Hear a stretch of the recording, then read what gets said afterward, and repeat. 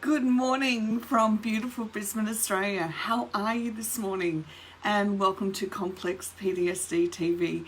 My name's Linda. I'm your certified trauma recovery coach, and it's wonderful to be here with you this morning because I can't show you, but it's just started raining in Brisbane. Well, where we are, and it's starting to cool down a bit, so I'm very grateful.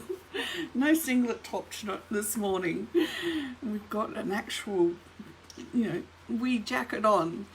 Okay, so this morning I wanted to be really vulnerable and share with you an update on my dissociation process, or healing from the dissociation, because something really significant happened during this process over the weekend, and I want to share to give you hope that healing is possible, and I want to share so that you can begin to look at what's happening for you in your day-to-day life and begin to identify your one next step when it comes to dissociation.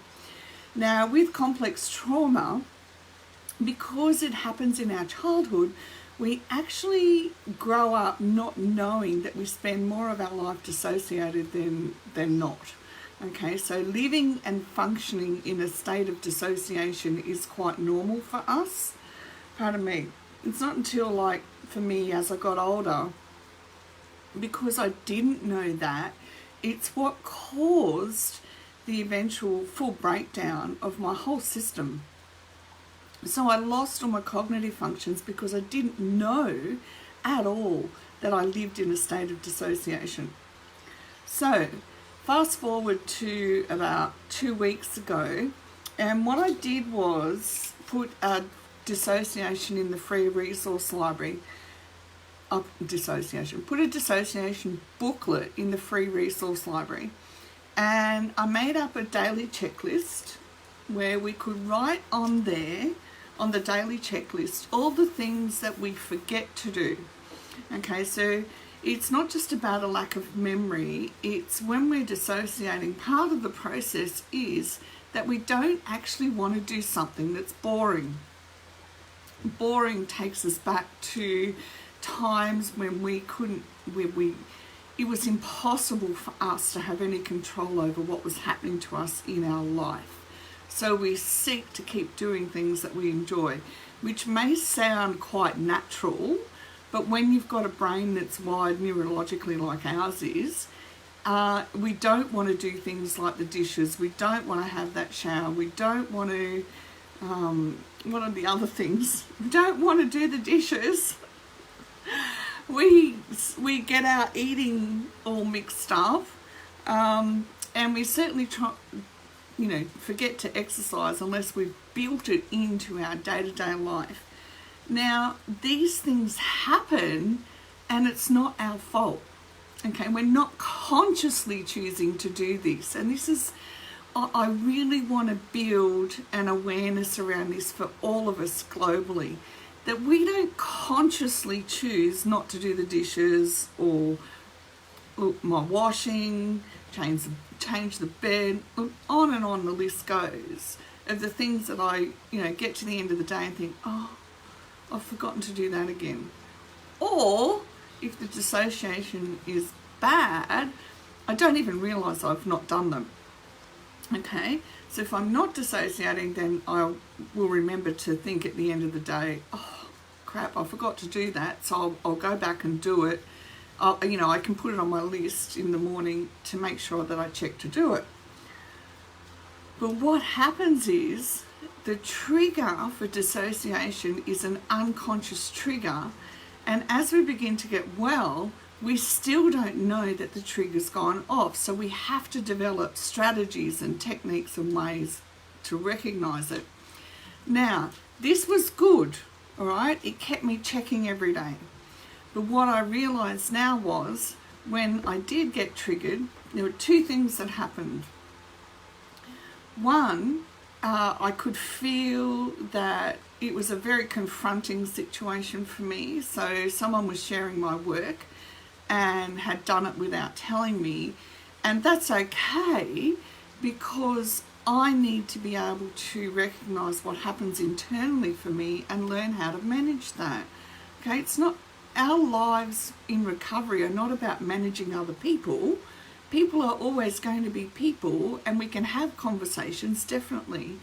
But I also need to be willing to learn to manage what's happening internally for me.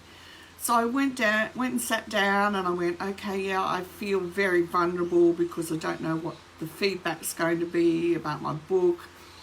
And I went through all the emotions that I was feeling and own them and went understand them. And I said, right, well, this isn't the truth because the work I'm doing is very good. It will be okay. The feedback will be valuable, will be priceless.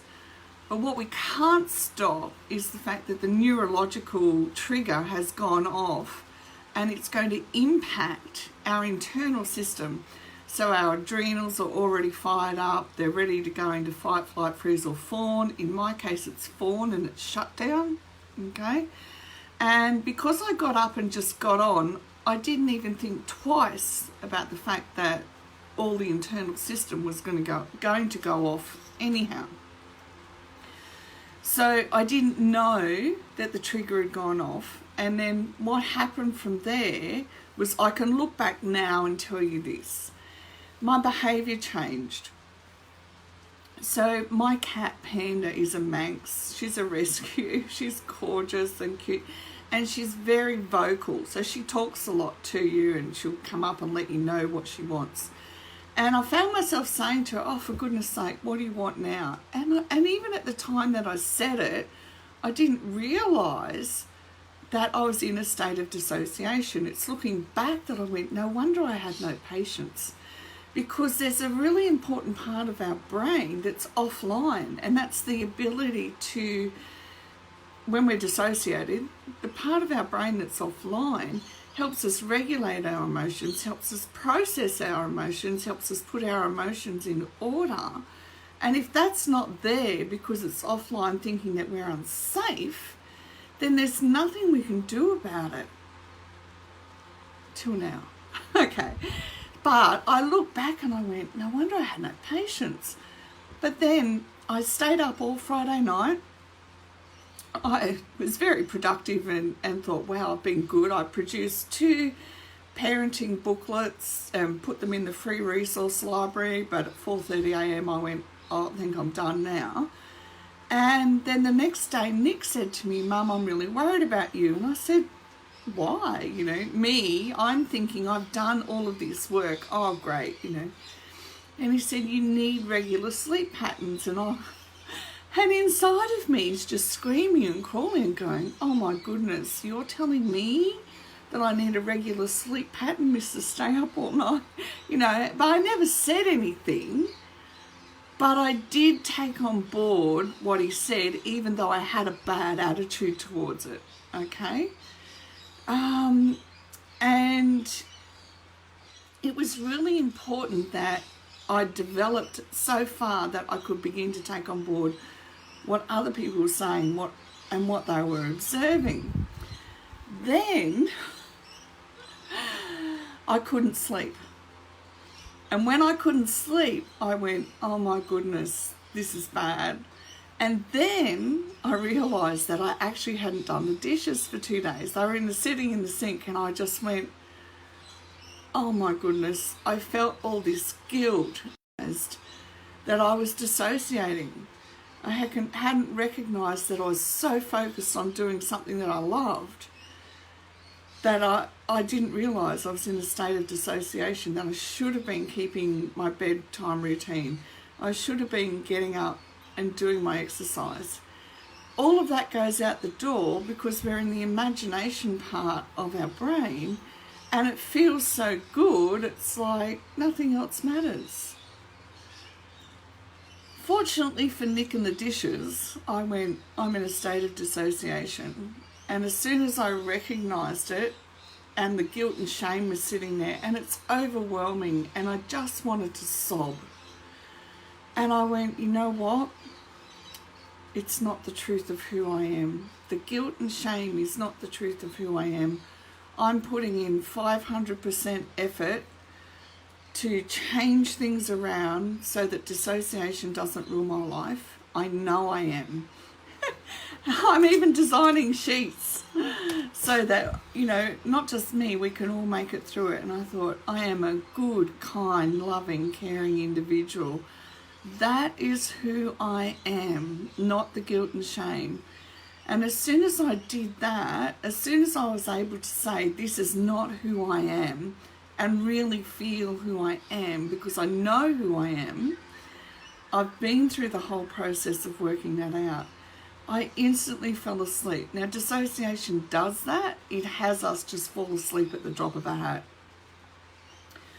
But I felt good in me, even though the guilt and shame was still running around. It didn't bother me. I knew that it was like this energy process that just had to take its time. But I just kept affirming, I know who I am. But here's what happened. When I woke up from that sleep, I knew that the trigger was gone, that it was over, that it was finished. I knew that I had to go and do some trauma-informed movement to balance everything out internally, but I knew that that trigger was gone because I could state, this is not who I am. And that's when I realised for the first time that the more we can say, I know who I am, the more that we begin to take back charge of not only who I am, but the whole internal system within us. Because one of the parts of our brain that connects everything is basically the centre of love. And it is a part in our brain. I meant to write down the name. Every time I bring it up, I meant to write down the name. It's the anterior. Anyhow, it'll come. So what we need to do is be able to affirm that I am this kind, caring, loving person, because love is a greater and stronger emotion than the fear. It doesn't happen overnight. This process for me has been long-winded because I have nobody to explain this to me. I'm working it out, but the thing is I teach my clients and it works. So when I'm in that space now, I know that the next time that I get triggered, there are certain behaviours of mine that once they happen again, I can go, right, I'm dissociated, I need to address this now. Remember, the dissociation trigger is unconscious. So unless we're building an internal awareness, so you want to do the course My Authentic Self, so that you're building the awareness around your thoughts, your emotions, your limits, your beliefs, your patterns, and so much more. And when we have that internal awareness is when we go, right, that is not who I am. I know who I am as an adult, so that our whole internal nervous system, adrenal system, every system connected internally that goes off with the trigger can start to take a back seat. And we can get through these unconscious triggers far more quickly and effectively. So what am I going to do this week? Well, to be honest, I'm going back to my list to check every day that I'm doing stuff, because then I'll know that if I'm checking my list every day, whether the dissociation is still there or not, or gone, or there's a new part and I have to address it. I've gone back, I've got up early this morning and went to gym, and after this I'll do a session of trauma-informed movement, because it helps rebalance and reconnect everything in the brain. And I will not give myself a hard time about something that I don't have control over when it happens. But now I know I do have the ability to keep mastering the situation so that it will happen less and less and less. One of the hardest parts in the beginning with dissociation is understanding that it's actually happening, because we're so used to living in that state that we don't even know that we are dissociating. I certainly never used to know at all. I thought that how I functioned was quite normal and everybody else had the problem. And I don't say that lightly. I've always been willing to sit down and talk about things and communicate through things, but I still am aware that it has interrupted parts of my life, and I wish I'd known and understood a lot more then than I do now. But again, it comes back full circle to we haven't had this information. We just have not had it. So we have to be very kind to ourselves and very gentle, and know that every step we take is one more step towards healing, towards recovery, and towards regaining our full brain functions and our life. Okay, so the free booklet's available for the dissociation sheet to begin to know when you are dissociating. It's available for free in the free resource library. Grab it, do what I did, print it out, and make a tick each day when you know that you're checking that you've done the things that you normally forget. And they are simple things. For me, it really is, what was it? Dishes. See, I can't even think today. Dishes, washing, not cleaning, shower, eating. And all of these things are well-known things that impact our day-to-day life. Oh, eating too. Eating. With complex PTSD. So we need to make a start. Just one step, and we will get there. Absolutely. I'll put the link to the free resource library down below for those who haven't got it just yet. And I know that together we can break this cycle. All right, have a good day, and I'll be back tomorrow morning too. Bye for now.